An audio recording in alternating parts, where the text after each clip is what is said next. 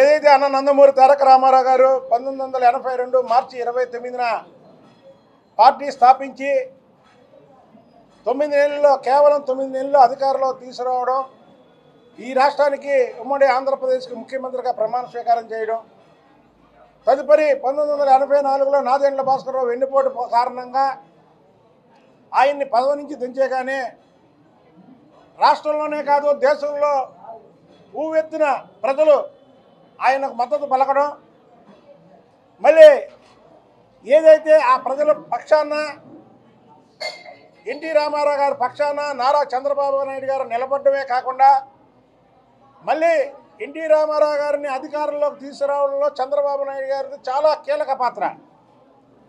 ఆ రోజే అన్న నందమూరి తారక రామారావు గారు కానీ, తెలుగుదేశం పార్టీ శ్రేణులు కానీ, తెలుగుదేశం పార్టీ ఎమ్మెల్యేలు కానీ, ఎంపీలు కానీ, కార్యకర్తలు కానీ అందరూ కూడా ఈ రాష్ట్రానికి, ఈ పార్టీకి అన్న నందమూరి తారక రామారావు గారి తర్వాత చంద్రబాబు నాయుడు గారే నాయకత్వం వహించాలని ఆ రోజు 1984లోనే ప్రతి ఒక్కరూ ఒక నిర్ణయానికి వచ్చారు.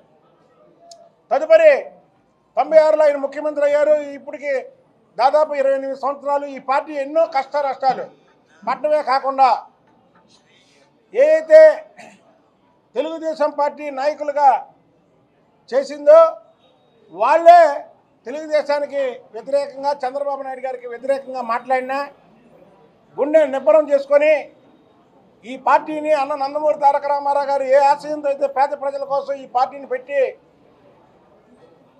ముందుకు తీసుకెళ్లాలన్నారో దాని గురించి చంద్రబాబు నాయుడు గారు ఎన్నో అవమానాలు పొందినా సరే పార్టీని కంటికి రెప్పలాగా కాపాడుకురావడం జరిగింది. ముఖ్యంగా తెలుగుదేశం పార్టీకి ఎప్పుడు లేని క్రైసిస్ 2019 ఎన్నికల ఓటమి అనంతరం కేవలం 23 సీట్లే వస్తే అందులో ఒక 4 కుక్కలు పారిపోయారు. మిగతా వాళ్ళు కూడా సైలెంట్గా ఉన్న రాష్ట్రంలో చంద్రబాబు నాయుడు గారు మాత్రం ఆ వయసును లెక్క చేయకుండా ఈ ప్రభుత్వం మీద పోరాటం చేశారు. చంద్రబాబు నాయుడు గారు ఒక్కలే కాదు, చంద్రబాబు నాయుడు గారు, భువనేశ్వరి గారు, లోకేష్ బాబు గారు, బ్రాహ్మణి గారు, నలుగురు 4 దిక్కుల్లాగా తూర్పు, పడమర, ఉత్తర, దక్షిణ లాగా ఈ ప్రజా వ్యతిరేక విధానాలను ఎండగట్టడంలో వాళ్ళు భాగస్వాములయ్యారు. 2019లో తెలుగుదేశం పార్టీ పని అయిపోయిందనే దగ్గర నుంచి ఇవాళ 2024 కాడికి వచ్చేసరికి తెలుగుదేశం పార్టీ మళ్ళీ అధికారంలో వస్తుంది అనే దాకా తీసుకొచ్చినటువంటి ఘనత చంద్రబాబు నాయుడు గారిది. అలాగే నాదెండ్ల భాస్కరరావు గారి క్రైసిస్ ఏదైతే ఉందో ఆ క్రైసిస్లో ఎన్టీ రామారావు గారికి అండగా నిలబడి అతని ఆలోచన విధానంతో ప్రజలతో మమేకమయ్యి ఎన్టీ రామారావు గారిని మళ్ళీ అధికారంలోకి ఎలా తీసుకొచ్చారో అలాగే 2019 నుంచి 2024 వరకు చంద్రబాబు నాయుడు గారికి తోడుండి ప్రజా వ్యతిరేక విధానాల మీద పోరాటం చేసి ఏదైతే అన్న నందమూరి తారక రామారావు గారు తోడుగా చంద్రబాబు గారు ఉన్నారో చంద్రబాబు గారికి తోడుగా ఈరోజు లోకేష్ బాబు గారు ఉన్నారు. అందుకని వీళ్ళిద్దరూ కష్టంతో మళ్ళీ కూటమి అధికారంలోకి వస్తుంది.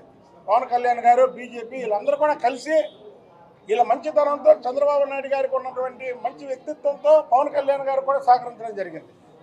కాబట్టి వచ్చేది కూటమి ప్రభుత్వం. అందులో రెండో క్వశ్చనే లేదు. ఈ పిన్నెల్లి రామకృష్ణారెడ్డి లాంటి వ్యక్తుల్ని అసలుకి ఊళ్ళో బతకడానికి కూడా అనర్హులు. అలాంటి వాళ్ళని జనాల మధ్యలో ఉంచడం కూడా చాలా తప్పు. చేస్తే రాష్ట్ర బహిష్కరణ చేయాలి, లేదా సంఖ్యలు వేసి అడవుల్లోనూ వదిలేయాలి ఇలాంటి మృగాల్ని. కాబట్టి అన్న నందమూరి తారక రామారావు గారికి ఘనమైన నివాళులు అర్పించాం. మరి దానికి చెన్నుపాటి సీని గారు ఇవాళ ముఖ్య అతిథిగా రావడం కూడా మరి మా అందరూ అదృష్టం. ఎందుకంటే అతను ఒక క్యాటర్ ఉన్న నాయకుడు. కాబట్టి అన్నం నందమూరి తారక రామారావు గారి జయంతిని మరి అందరం జరుపుకోవడం మా అదృష్టంగా భావిస్తున్నాం. నందమూరి తారక రామారావు గారి జయంతి సందర్భంగా నన్ను ముఖ్య అతిథిగా ఆహ్వానించిన బుద్ధ వెంకన్న గారికి, అలాగే పశ్చిమ నియోజకవర్గ తెలుగుదేశం పార్టీ సభ్యులందరికీ, కుటుంబ సభ్యులందరికీ కూడా నా అభినందనలు తెలుపుకుంటూ, ఇది నాకు చాలా చాలా విచిత్రమైన పరిస్థితి. ఎందుకంటే ఈ పార్టీ పుట్టిన తర్వాత ఈ పార్టీని తీవ్రంగా వ్యతిరేకించిన వాళ్ళలో నేను ఒకడిని.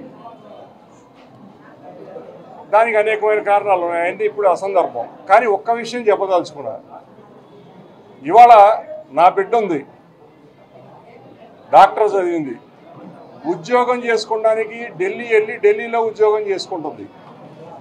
ఎందుకు ఈ దౌర్భాగ్యమైన పరిస్థితి? కేవలం ఈ ప్రభుత్వం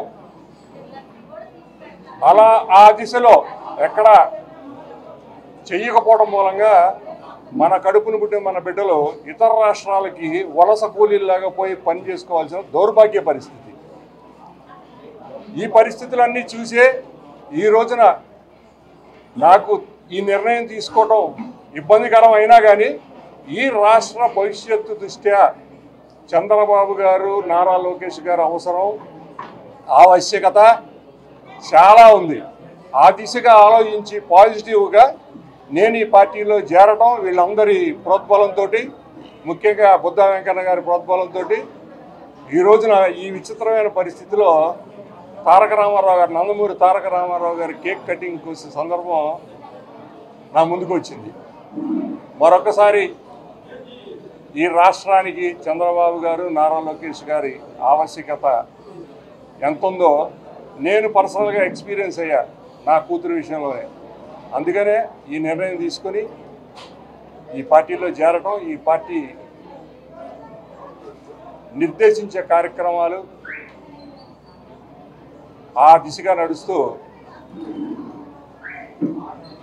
నందమూరి తారక రామారావు గారి జయంతి సందర్భంగా 23 సీట్లు మన పార్టీలో గెలిచినటువంటి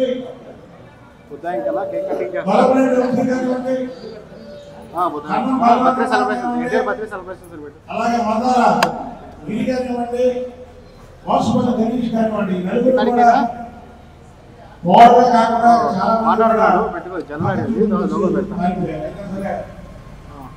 ఉంటే నిర్ధారణ చేసుకొని మళ్ళీ తిరిగి 5 సంవత్సరాలకి చంద్రబాబు నాయుడు గారి పరిపాలన తప్పి ఈ రాష్ట్రాన్ని బాగు చేయడం ఎవరి వల్ల కావాల్సిన స్థితికి చంద్రబాబు నాయుడు గారు తెచ్చారు. చంద్రబాబు నాయుడు గారి గొప్పతనం చంద్రబాబు నాయుడు గారి పార్టీ పని అయిపోయిన దగ్గర నుంచి మళ్ళీ ఎన్నికలు వచ్చేసరికి చంద్రబాబు నాయుడు గారు ఈ రాష్ట్రానికి స్థితి తీసుకొచ్చాడు. కాబట్టి మనం అందరం కూడా చంద్రబాబు నాయుడు గారి నాయకత్వాన్ని, చంద్రబాబు నాయుడు గారి ఏదైతే ఆయన పెట్టేటువంటి కార్యక్రమాన్ని ప్రజల్లో తీసుకెళ్లాల్సినటువంటి బాధ్యత మనందరి మీద ఉంది. మనందరం కూడా ఇక్కడ సైనికుల్లాగా ఏమంటామన్నా ఈ 5 సంవత్సరాలు కూడా సైనికుల్లా పనిచేసాం. ప్రతిపక్షం అంటే అధికార పక్షానికి ఎటువంటి మనం భయపడకుండా అధికార పక్షం రాష్ట్రంలో అన్ని చోట్ల అధికారం ఉందేమో కానీ పశ్చిమ నియోజకవర్గంలో అధికార పార్టీకి అధికారం లేదు. ఎందుకు లేదంటే మనం ప్రతిరోజు అవి ఫైట్ చేసాం, ఎవరైనా ఫైట్ చేసాం. ఫైట్ చేయడం అందరూ కలిసి చేసాం, మీరు అర్థం కాదు, మీరందరూ కూడా ఫైట్ చేసాం. కాబట్టి ప్రతి నియోజకవర్గంలో కూడా ఇలా ఫైట్ చేస్తే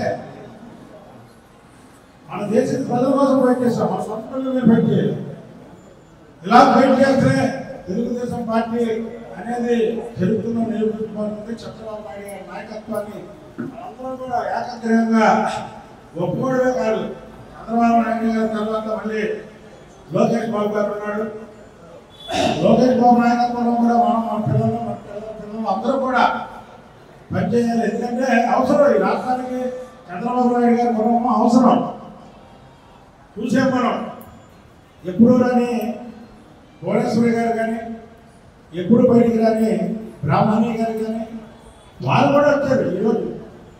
ఈరోజు కాదు, 2000 సంవత్సరం నుంచి కూడా చంద్రబాబు నాయుడు గారు, లోకేష్ బాబు గారు, భువనేశ్వరి గారు, బ్రాహ్మణి గారు రాష్ట్రంలో 4 దిక్కుల్లాగా తూర్పు, పడమర, ఉత్తర, దక్షిణలాగా 4 పక్కల తిరుగుతూ ప్రజా వ్యతిరేక విధానాలను ఎండగడుతూ ఈ రాష్ట్రాన్ని బాగు చేయాలి. కోరికేంటి పదవులు అనుభవించమని కాదు, పదవులు అనుభవించడానికి ఏ రోజు కూడా కాంక్ష లేదు.